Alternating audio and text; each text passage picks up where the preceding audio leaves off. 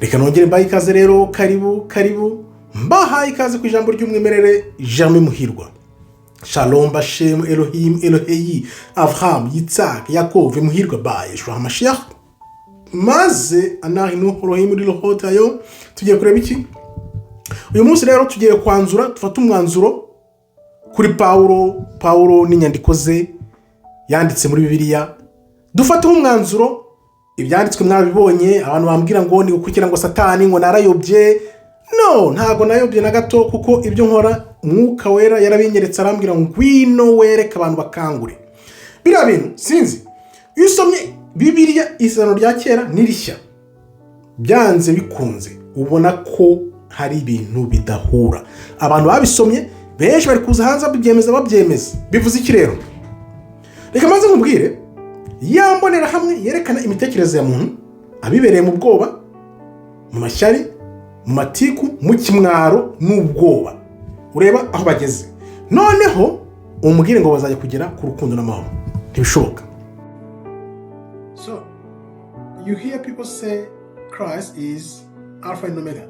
It's Aleph Tav. They changed from Hebrew Aleph Tav. So the Christ was Aleph and Tav. So there's shame here. People who live in shame, fear, and pride. These are the most part. Nuko rero roho yawe yo. Reba urwego rwa roho yawe aho ibiri. Kugira imyumvire. Ya myumvire benshi bafite mu Rwanda, ntago ariko nanjye nabaveba cyangwa ngo mbaseke, kuko niyo myumvire bakiriho. Bya bintu by'abakoroni badukizemo niyo mitekerereze. Reka nkubwire, ntabwo nagize ntakana ko Pawulo atabayeho. Icyo ngiye mvuga nuko bahinduye inyandiko ze. Gihamya ni iyihe? Nuko nanjye ntarahumuka amaso mu myaka 5-7 ishize, nemeraga Pawulo uko yabyanditse ibyo bavugaga. Reka nkwa urugero. Urabona bira bintu bavuga ngo nk'urugero byo kuza kwa Kristo ku gicu akaza agatwara itorero. Bira niko nabyumvaga, niko nabyemeraga. Ariko kubera iki? Kubera nari ntarisomera. Mwuka wera yarataramugura ngo nanjye mfata umwanya nsoma ijambo ry'Imana bimenye. Ibyo nabyo bavuga ngo ntago ariko bizagenda. Uko bizagenda ni gute? Abantu ntibazazamuka nk'itorero, bazazamuka nyuma, kuko uzihangana kugeza ku munota wa nyuma ni uzakira. Tugara kuri Pawulo rero. Pawulo umwanzuro dufashe ni uwuhe? Kuri nge umwanzuro ngiye kugwana uyu nguyu. Pawulo yabayeho 100% ndabyemeza. Ariko noneho kubera ko Abaroma bamaze gusenya ubwoko bw'Imana muri 70 Yerusalemu, ubwoko bw'Imana bugakwirwa imishwaro, bagacana amabibiliya, bagakeba abantu, bakica bafite amabibiliya bakabica. Noneho muri 1925 bagavuga ibitabo bigomba kujya muri Bibiliya, bakabyemeza. Noneho uwo bafitanye bakamwica nabi, bakamwica urubozo. Ibyo urabizi. Hakurikiye hiki, fata ishyire mu mwanya w'abantu bariho muri iyo myaka. Witekereze uyu munsi muri 2025 ugifite imitekerereze y'iyoza bwonko ry'abazungu bw'abakoloni. Nibyo nshaka kubwira abantu, ariko niba byumva. Icyo gero bica abantu bafashe igihe kugira ngo nawe fata urugero rw'igihugu gifashwe cyari gifite imyumvire, kugira ngo iyo myumvire y'igihugu uko cyari kimeze mbere ihinduke, urebe imbaraga zishyirwamo. Ni rwo rugero rufatika cyane. Byagenze gute rero? Bamaze gusenya Yerusalemu, bamaze kuvidura ibitabo byose, bisha abantu kugira ngo bave ku nyandiko n'inkuru n'ibitabo bya kera. Izo ni gihamya, birahari, birazwi. Uko imyaka igenda yicuma, kuva muri 300 bemeza Bibiliya, bagenda gahoro bahindura inyandiko, bazigoreka, bavanamo ibitabo byose byari babangamiye byerekanaga yuko atari bo baragwa, babivanamo byose barabiyungurura.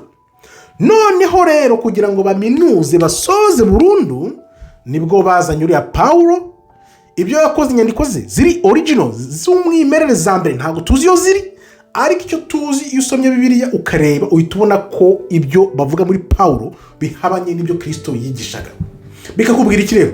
Bigahita bikubwira ko kwa guhindura imiyoborere kugira ngo abazungu bagume hejuru y'ubwoko bw'Imana. Wasanga utanazi ko ubwoko bw'Imana ari abirabura, bagombaga nyine guhindura inyandiko n'inyigisho zose bakazijyana mu mujyi wabo w'abazungu. Niko byagenze. Uzasoma ibyo nanditse ku Gatolika uko byagenze, barakwibwira ngo bahinduye isabato bayihindurisha icyumweru kubera ko ngo kiliziya yabo iri hejuru ya Bibiliya n'amategeko. Ibyo ni ibintu bizwi birahari.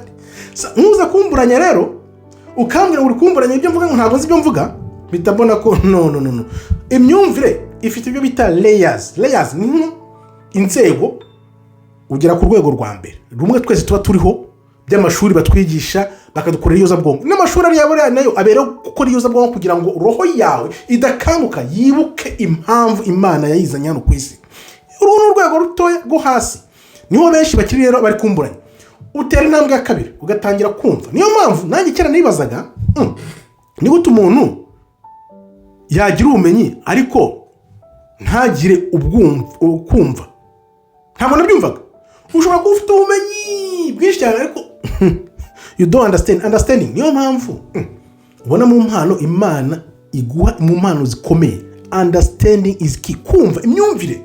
Ya myumvire yawe rero nimba iri mu iyozabwonko, ukumva ko iryozabwonko riri muri Bibiliya, ukavuga ati bino bintu ubwo biri muri Bibiliya kandi Bibiliya ni ijambo ry'Imana rikaze, uriya mutipe uri kubikoraho don't go there, ntugeyo. No, iyi Bibiliya tuzi ko barayifashe, Imana niyo yarabatesheje kugira ngo batayinogonora.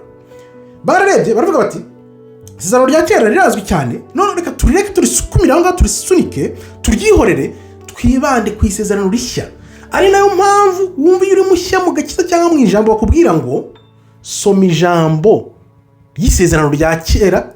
Ntujye mu isezerano rya kera, usome isezerano rishya gusa. Soma isezerano rishya gusa, rishya ryonyine, ntujyeyo muri shaje. Kubera iki?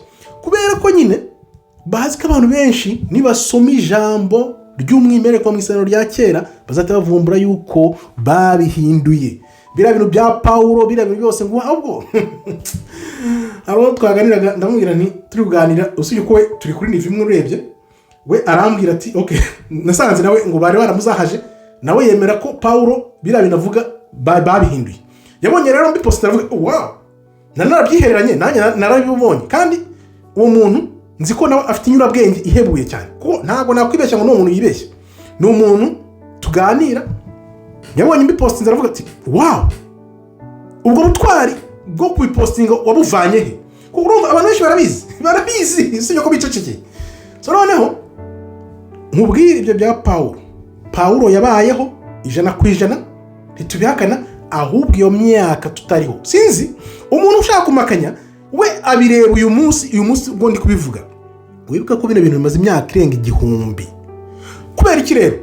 Kubera iki byaryamye bigasinzira? Wibuka ko Imana yaravuze ngo no, muzongera mukanguke nyuma mumenye ukuri niko kuzabatura. Ko murabatutse se, muracyari imbata, muri imbata z'abazungu. Sasa uku kuri turi kuzana hanze niko kuzagenda gukangura abantu gahoro gahoro. Wakubwira nk'ahantu abantu muri kumburanya ahantu muri ko ndabibona iyo uri mu nyurabwenge yo hejuru uvuga ngo wavuganye na Mwuka Wera. No, Mwuka Wera yaratuzamuye adushyira ahangaha kuri uru rwego.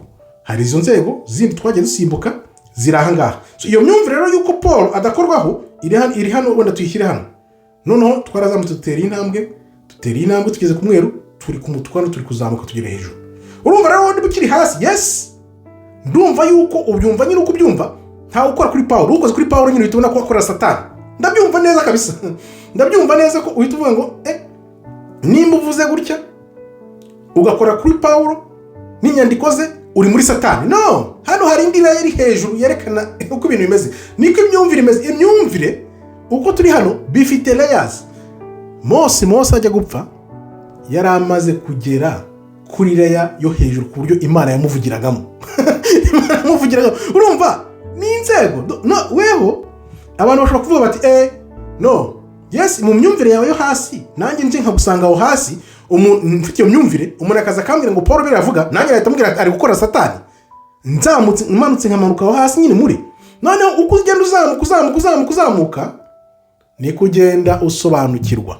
iyo umaze gusobanukirwa rero nk'ubwo wewe wasanga utaranarenga nivo yo kumva ko urupfu ntacyo rumaze. Urupfu nyine ni uguhindura, duhinduka kuko weho uri imbere muri weho, uva hano ukagenda. Ntabwo ari ukuvuga ngo umuntu arapfuye ngo birarangiye, no. Iyo umaze gusobanukirwa ko tutari uyu mubiri nk'ibyo, ntabwo wasanga wari wabirenga. Niba utarabirenga nk'ibintu nk'ibyo rero, kukubwira ngo Pawulo ibyo banditsemo ni ibinyoma, uhita ubyite ko bya satani nyine. Ndabumva cyane, ndabumva kabisa, ariko niyo mpamvu nababwiye ngo mbahaye imyaka itarenze 5. Ibyo biganiro byanyu bizaba byarateye agaciro kera, kuko ibintu tubimazemo imyaka irenga 10 uko ugenda uzamuka Imana ikuzamura gahoro gahoro, ugira iyo myumvire. Niho naje kubona Imana irakomeye, kuko Imana yanyurabwenge y'Imana irenze zose. Niho tudashobora kugera nyine, niyo mpamvu tudashobora kugera iyo ngiyo. Kristo we yaraje arabimetiriza, arabimastaringa, arabigera nyuma nibwo yahise yongera kugira ubusabane n'Imana kuri plafo. Noneho twebwe nta nubwo ushaka kuva no hasi ahuri. Niyo mpamvu abantu bamarana, niyo mpamvu ubwira umuntu ngo icundi akamwica. Umuntu umaze kugira inyurabwenge nk'ubu ntabwo ushobora kumubwira ngo nice umuntu ngo mwice, no, kuko nzi ko ni spirit nyine, ni spirit hejuru. Ibyo ngibyo uzabicika ute? Niyo mpamvu umuntu yeshe n'umuntu biba birangiye, spirit ye ibiciye kubiri n'Uwiteka. Niyo mpamvu mwe mukiri kuri imyumvire yo hasi bababwira ngo yes mumarane mukamarana, kuko uwamaze kugira inyurabwenge yo hejuru ntushobora no kubikinisha, ntibishoboka. Uwo akaba ari umwanzuro ngo uhaye kuri Pawulo yabayeho, ariko ibyo baduhaye bavuga yigishije ni ibinyoma bahinduye, barabicuritse bagumishamo bimwe byo kudukomeza, noneho kugira ngo bakomeze badukontorora kugeza igihe tuzakangukira ubwacu, kuko bo ntabwo bazadukangura. Murakoze rero, Imana ikomeze ibarinde. Shalom, shalom, todaraba to.